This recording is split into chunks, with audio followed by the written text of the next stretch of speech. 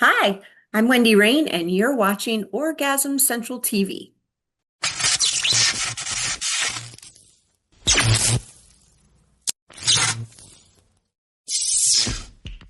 So, how did you get started in this industry? Well, my husband and I were in the lifestyle, and we met a single girl, and she had done a scene for Score Group, and she gave them my name and then gave me the contact and said, "Call them. You would be good at it."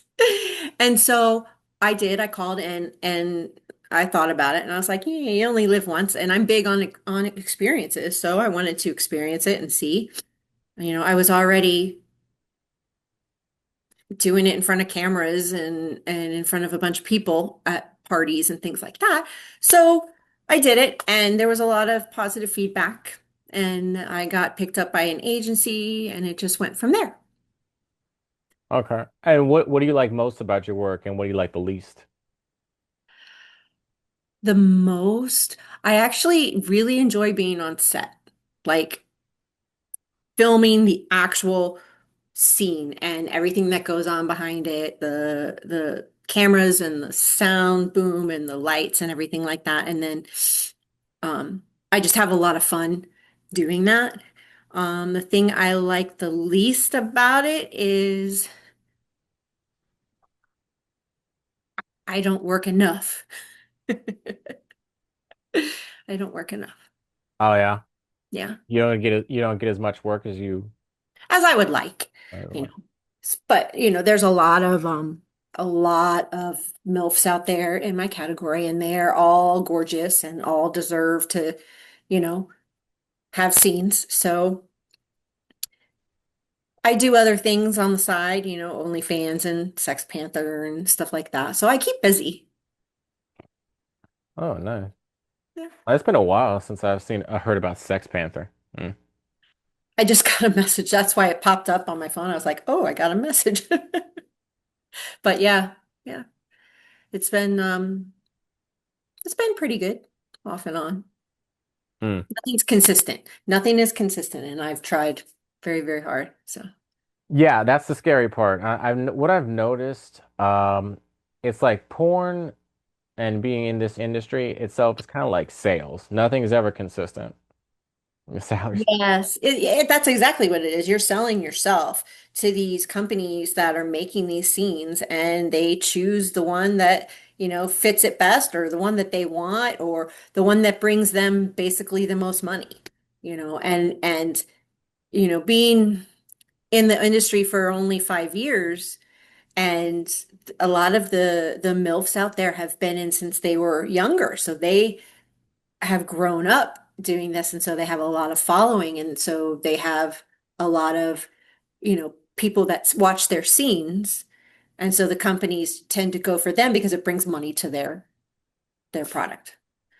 So But what was your favorite scene to shoot?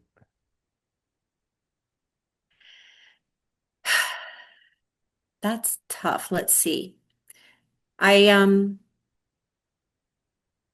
there's two scenes actually. I really enjoyed the Mamma Mia parody that I did with Team Skeet. That was a lot of fun and it was really good. I liked it. And I there's another one that was done by the Flourish for um their captured part or whatever. And so that one was also fun because I'm walking down the streets of Miami and I'm interviewing people and then I kind of get kidnapped. So it was fun. It was fun. It was different. Okay. Oh, kid. Um, so what? I know I'm weird. No. It's just that that's not exactly my fantasy necessarily. True, true, exactly. But in terms of actually making the scene, it Yeah. was a lot of fun. I'm walking down down Brickell, the streets in Brickell, Miami, and I'm talking to people on the street with a microphone, asking them sex questions. That's a lot of fun. I like talking to people like that. If you're talking about the actual sex part, um, or like the some of the taboo scenes are more fun to make because um you play that stepmom, stepson uh dynamic there. So Oh, okay. And the kidnapping scene, what was that like? Taken style or something? Like from the movie? no, it's more like I was captured off the street and taken to this. Okay. It's kind of like the mafia to this like boss guy, and he was like, "You owe this, you owe that, or whatever." You're walking on the street, on my street, and so in order to pay them back, I had to do some guy. You got to see it to really understand it, but it was kind of like I was paying a debt. Uh, So yeah, it was so cool. so what companies are you dying to shoot with? Ooh, all of them. All everyone? Everyone. I there are some that I've already shot a few scenes for. Yeah. And I would love to shoot with them again, but the ones that, I haven't shot for, uh Milfy, Missa X, New Sensations, um, Blacked, uh Team Skeet? I shoot for them a lot. Uh, Um on their MILF site and a few weeks ago, um the scene I did last spring came out on their BBC Paradise, and that one was actually fun to make too. Um, yeah. yeah, but I've done a couple, I've done three or four parodies with Team Skeet. That's a lot of fun. I like doing those too. Like I said, I like doing it all. But some of the bigger companies that I haven't shot for, I would love to. I would love to get on to Digital Playground, or I would love to do like one of those, the longer, I guess they call them feature films or whatever, where there's an actual plot and a long script and several sex scenes within the movie. Um, I would love to do that, you know. Like Brazzers or something? Brazzers, let's see who else does them. I know that Digital Playground produces some of them. Um, oh my God, it's on the tip of my tongue. I can't even think of it. I can't think of the name of it right now, but Tushy or Kinked or what is it? I could do kinked. I don't do anal, so um that's something that limits me with some of the sites. Everybody's like, "Oh, you need to go on like triple X job interviews." And I would love to, but they always end with anal, and that is their thing. That's what they provide viewers, so I don't do that. So I won't get hired by them. But Oh, okay. yeah. So here's one of those long-winded questions. According to the 2022 Free Speech Coalition, 46% of adult workers have been restricted on services like PayPal, Venmo, and Cash App.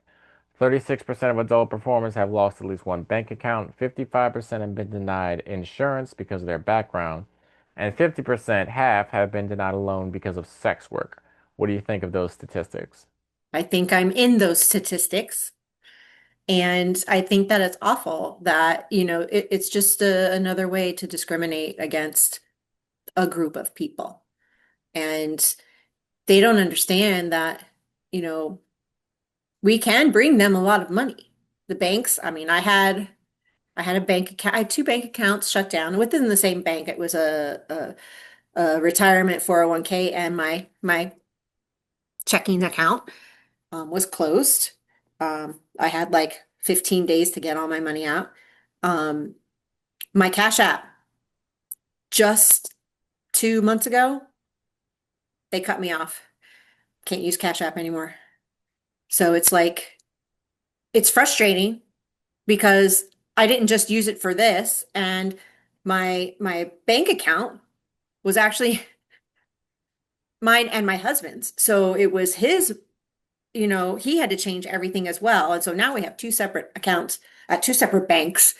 But it's it's frustrating because all we're doing is working and being discriminated against. So it's I know that they're trying really hard to do something about it. And I've heard that there are some banks that are welcoming, I don't know which ones. I would love to find out, welcoming, sex workers. I would think I was talking a few years back. I was talking to this other MILF star.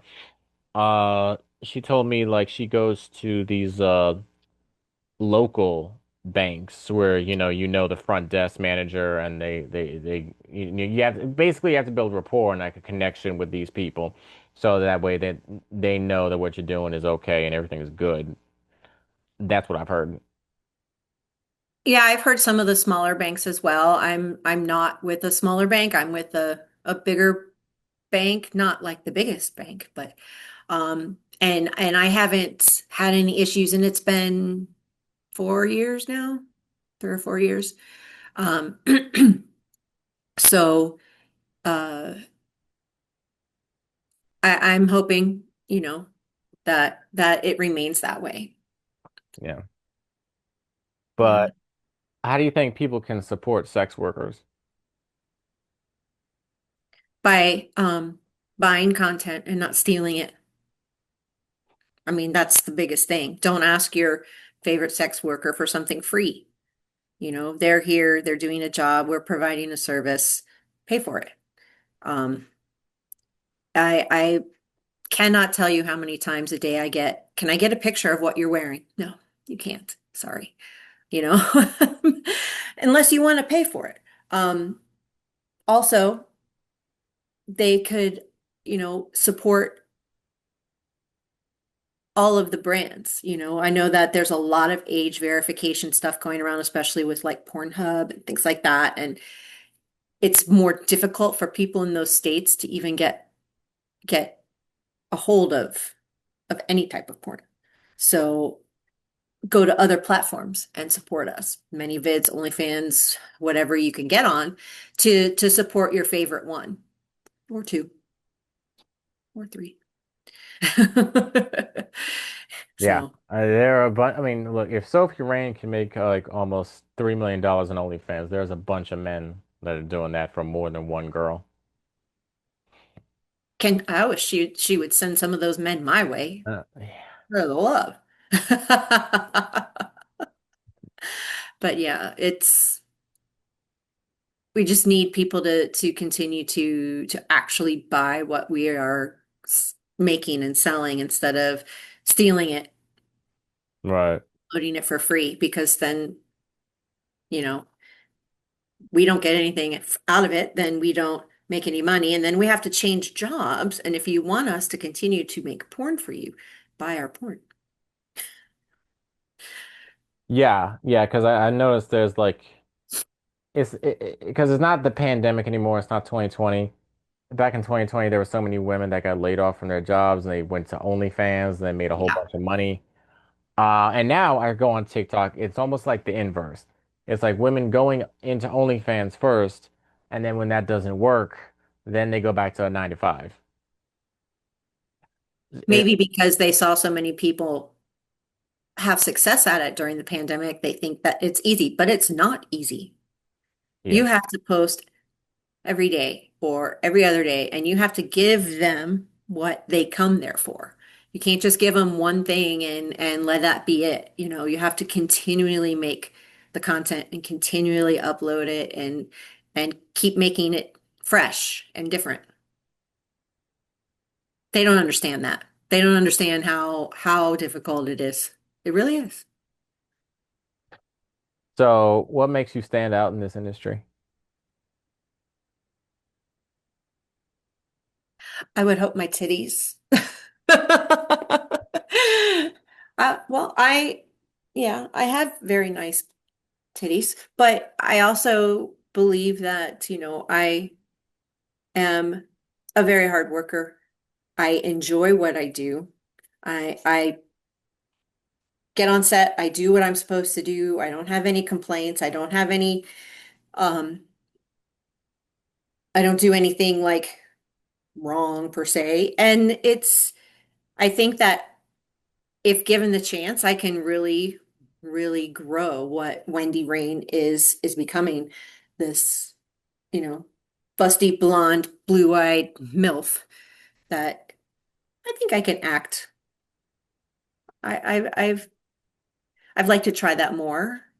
But I think that, I could become what I made a saying. Well, actually, I didn't make it. Somebody made it for me.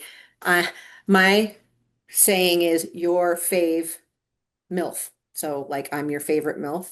So, I would hope to become that for everybody one day. Um, I don't know how easy it's going to be. It's not going to be easy, but I'm going to try. Yeah, I noticed a lot of MILFs like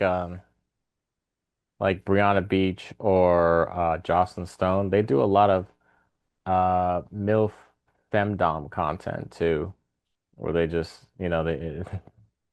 they kind of like treat their male counterpart as a little boy and they just baby the son or something like that. Yeah, I've talked to Jocelyn about that, and I am not a dom. Like, I'm more of a nurturer than a dom. She gave me some pointers on how to be dominant without degrading or something like that. So I've tried it out. It's worked, and then it doesn't work, so it just depends on the guy. But they are good at it. And I know that who else is a dom? Isn't Brittany Andrews? Um, Oh, at DJ Brit Star. yeah, yeah, Yes, he is. Wow. yeah, I haven't talked to her, but God, oh my. yeah. She has that dominant personality, and that's not that I can't do that, unfortunately. I've tried. I've tried to act and do it, and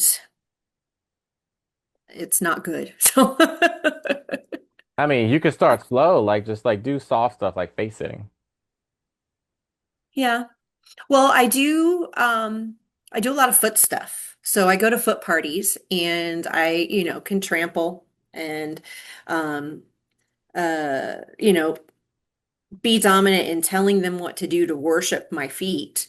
So that's where I'm practicing. And that's where, the tips that Jocelyn and this other lady taught me. And I practice it there. So it's all about how you can worship me and please me instead of me degrading you. Ah. And then I do that with, my feet.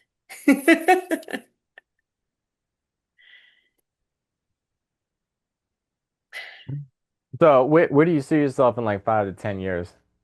Oh, hopefully as your favorite MILF. Yeah. Um, I would hope that my catalog, grows. Yeah. Um, I mean, I have